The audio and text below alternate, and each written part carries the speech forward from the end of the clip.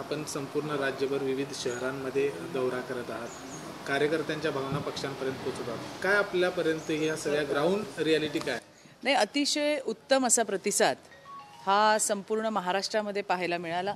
संपूर्ण विदर्भ, कोकण, पश्चिम महाराष्ट्र अशा पद्धतीने दौरा त्या ठिकाणी झाला आहे आणि अतिशय उत्सुकतेचं वातावरण आहे.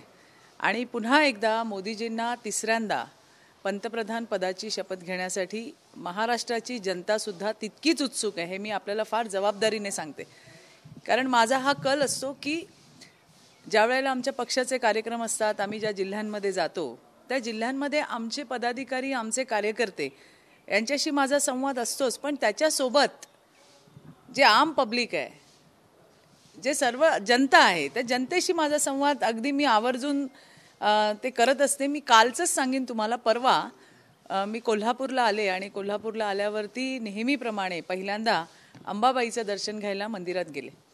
अंबाबाईच्या इथं खूप गर्दी होती, वेगळ्या वेगळ्या जिल्ह्यातून लोकं आली होती, काही महिलांचे ट्रूप आले होते, काही लोकलच्या महिला होत्या.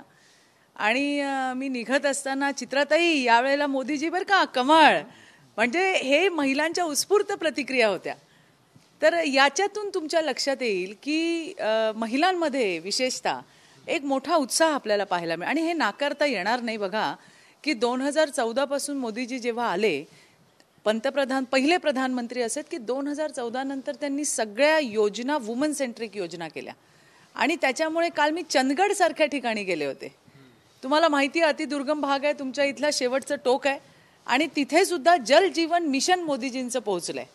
त्याच्यामुळे महिलांच्या डोक्यावरचे हंडे मी काढणार, हे जे त्यांनी सांगितलं होतं ते आता प्रत्यक्षात होताना आपल्याला पाहायला मिळत आहे. कोकणामध्ये मी गेले, तिथे सुद्धा तीच परिस्थिती आहे. सिंधुदुर्ग जिल्हा असेल, आमचा रत्नागिरीचा जिल्हा असेल, आमचं चिपळूण असेल, आमचं अगदी उत्तर रायगड असेल, माणगाव असेल, त्या सगळ्या ठिकाणी जे मी पाहते तर महिलांचा मोठा उत्स्फूर्त असा प्रतिसाद दिसतो. आणि जे सांगितलं, आणि मला तर ते फार शुभशकून वाटलं की अंबाबाईच्या मंदिरामध्ये त्या प्रांगणामध्ये महिलांनी सांगितलं, चित्राताई मोदीजी बरं का, परत परत भाजप, परत कमळ. तर हे आमच्यासाठी फार असं आनंददायी आणि उत्साह देणाऱ्या गोष्टी असतात. आणि त्यामुळे निश्चितपणे आम्ही तर कार्यकर्ते म्हणून काम करतच आहोत, पण आपल्या महाराष्ट्रातली जनतासुद्धा मोदीजींवर प्रेम करणारी आहे, भारतीय जनता पार्टीला साथ देणारी आहे.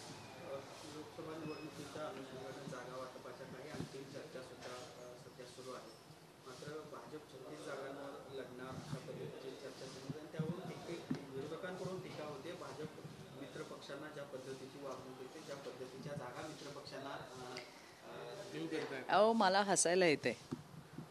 काय आहे की यांच्या घराला लागली आग, ती न बघता तुम्ही त्यांचं लक्ष भारतीय जनता पार्टीकडे. आमची काळजी करू नका. आमचे नेते देवेंद्रजी अत्यंत प्रगल्भ असं नेतृत्व आहे आणि ते जे काही बोलतायत त्याच्यात काहीही तथ्य नाही.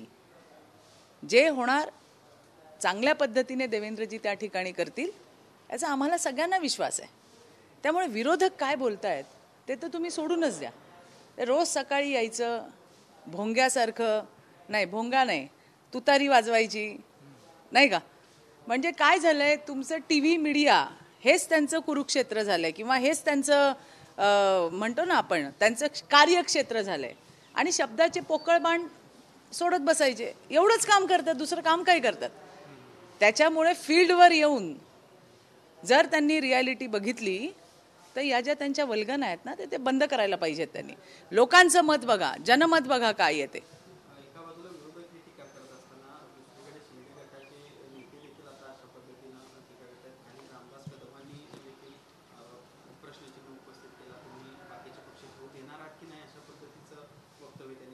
नाही, मला असं वाटतंय की राज्याचे सन्माननीय मुख्यमंत्री एकनाथराव शिंदे आणि आमचे नेते राज्याचे उपमुख्यमंत्री देवेंद्रजी फडणवीस या दोघांमध्ये अतिशय चांगलं ट्युनिंग आहे. आपण बघितलं की गेल्या वर्ष सव्वा वर्षामध्ये महाराष्ट्राला प्रगतीवर नेण्याचं काम या दोघांनी केलंय. आणि त्यांच्यामुळे अत्यंत उत्तम ट्युनिंग, दोघांची एकमेकांमध्ये एकमेकांबद्दल असलेली समज आणि विश्वास हा आम्ही गेले 1.25 वर्ष पाहतोय. आणि त्यातनंच महाराष्ट्र आज प्रगतीच्या वाटेवर चाललाय.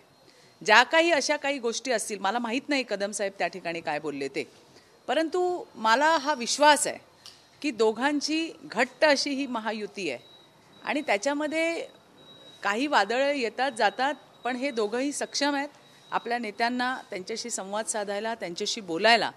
त्यामुळे येणाऱ्या दिवसामध्ये आपल्याला खूप चांगलं असं वातावरण पाहायला मिळेल. गेल्या अनेक वर्षांपासून आपण शरद पवार यांच्यासोबत आधी काम केलेलं आहे. आजचं भाषण जर बघितलं तर शरद पवार पुन्हा एकदा ॲक्शन मोडवर आलेले दिसतात. कारण सुनील शेळके या आमदारांना त्यांनी म्हटले की कार्यकर्त्यांना धमकू नका, नाहीतर माझं नाव शरद पवार आहे हे लक्षात ठेवा. नाही तर ते कशावरून बोलले, शेळकेंनी काय केलं मला माहीत नाही. पण माझ्यासारख्या कार्यकर्तीला वाईट नक्की वाटतं की त्यांची फळी ही कुचकामी ठरली.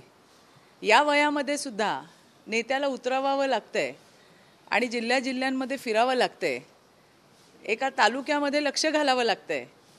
याच्यासारखं वाईट दुसरं काही नसावं असं मला वाटतंय. ज्यांना मोठं केलं त्यांच्या अवतीभवती फिरणारे सगळेच कुचकामी ठरले आणि त्याच्यामुळे आता नेत्याला या वयामध्ये फिरावं लागतंय. म्हणून मला एक त्यांच्यासोबत काम केलेली एक कार्यकर्ता म्हणून मी आहे, याचं वाईट मला नक्कीच वाटतं. लोणावळ्याच्या सभेमध्ये जाऊ नका अशा धमक्या सुनील शेळके कार्यकर्त्यांना दिल्याचा आरोप त्यांच्यावर. नाही, मला माहीत नाही सुनील शेळके काय बोलले, मला माहीत नाही. त्या मावळला काय झालं हेही मला माहीत नाही. काही झालं असेल नसेल मला माहीत नाही. पण जे प्रश्न तुम्ही विचारला की साहेबांना जावं लागतंय छोट्या छोट्या तालुक्यांमध्ये, त्या ठिकाणी लक्ष घालावं लागतंय. एवढ्या मोठ्या ताई, त्यांचं आता राजकीय करिअर त्यांना सावरावं लागतंय. तर इतके वर्ष काम करून आजूबाजूचे जे आहेत आत्ता फिरताना दिसत आहेत ते कुचकामीच ठरलेत असं म्हटलं तर काही चुकीचं नाही ठरणार. प्रश्न थोडासा अपूर्ण आहे की रामदास कदमांच्या सोबत एका बाजूला म्हणतात की उपमुख्यमंत्री मुख्यमंत्र्यांचे अतिशय घनिष्ठ संबंध आहेत, पण रामदास आठवडे एक वरिष्ठ नेते आहेत तर ते डायरेक्ट भाजपचं नाव घेऊन म्हणतात की मला पाडण्यासाठी पराभूत करण्यासाठी भाजप कारणीभूत ठरलं. तर इतका रोष का असावा? नाही, मला नाही वाटत. कारण मी आत्ताच जाऊन आले, खेड चिपळूण मी दौरा केला आणि त्याच्यामध्ये आमचे तर सगळे कार्यकर्ते जे अगदी तिकडचे म्हणजे जिल्हाध्यक्ष असतील किंवा आमचे तालुक्याचे अध्यक्ष असतील, विधानसभेचे प्रमुख असतील, सगळ्यांचं असं म्हणणं आहे की योगेश कदम जे आहेत ते चांगल्या पद्धतीने निवडून येतील अशा पद्धतीची बांधणी आहे. ते स्वतःही काम करत आहेत, आमची सगळी टीम त्यांच्यासोबत काम करते. हे मला आत्ताच म्हणजे एक 4 दिवस झाले मी जाऊन आले त्यावेळेला मला दिलेलं फीडबॅक आहे. आता आणखीन ते त्याच्यानंतर काय बोलले असतील मला माहीत नाही. पण भारतीय जनता पार्टीच्या आमच्या नेत्यांचं मी तुम्हाला नक्की सांगेन की आमच्याच कार्यकर्त्यांनी दिलेलं, आमच्या पदाधिकाऱ्यांनी दिलेलं हे मला स्टेटमेंट आहे. त्यांनी सांगितलेलं टिप्पणी आहे की चित्राताई योगेशभाई फार चांगल्या पद्धतीने निवडून येतील आणि आम्ही सगळेजण काम करतोय. त्यांचाही संपर्क चांगला आहे, त्यांचंही लोकांपर्यंत जाणं आहे आणि आपलीसुद्धा चांगल्या पद्धतीची साथ आहे. बारामतीच्या जागेसंदर्भात आता मी काय सांगणार? मी एवढंच सांगेन की सुनेत्रा पवार या उभ्या राहिल्या तर त्या 100% निवडून येतील. कारण शेवटी अजित पवारांचं जे काम आहे हे प्रचंड काम आहे. कामाचा प्रचंड व्यासंग असलेला नेता म्हणून अजितदादांची संपूर्ण महाराष्ट्रामध्ये ओळख आहे आणि त्यामुळे केलेली विकास कामं, असलेला दांडगा जनसंपर्क, इतर विधानसभा जर तुम्ही बघितल्या तर त्या सगळ्या अनुषंगाने निश्चितपणे सुनेत्रा पवार जिंकतील, याच्याबद्दल माझ्या मनात तर काही शंका नाही.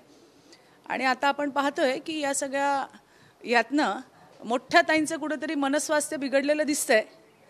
कारण त्यांच्या ज्या स्टेटमेंट येत आहेत आणि ज्या पद्धतीने त्यांच्याकडनं वक्तव्य केली जात आहेत त्याच्यावरनं मानसिक संतुलन ढळल्यानंतर जी काही मानसिक स्थिती होते त्या पद्धतीत सध्या मोठ्या ताई वावरताना मला दिसत आहेत.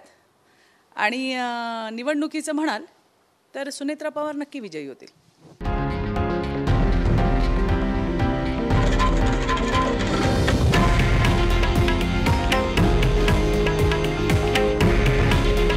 हे आहे देशातील नंबर 1 न्यूज नेटवर्क आणि आपण पाहत आहात TV9 मराठी.